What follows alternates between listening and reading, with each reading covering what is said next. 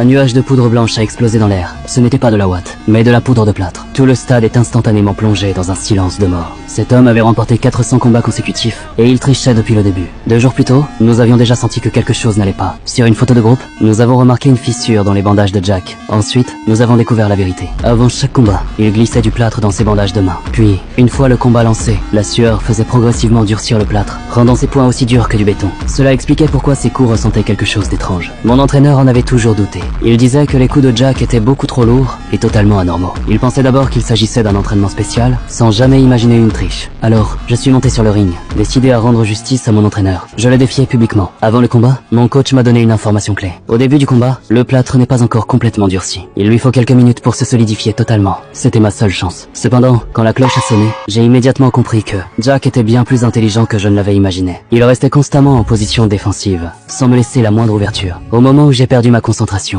il m'a frappé d'un coup de coude et m'a mis au sol. Avant même que je puisse récupérer, une deuxième attaque a suivi immédiatement. Et à ce moment-là, le plâtre était déjà complètement durci. Après avoir encaissé plusieurs coups violents,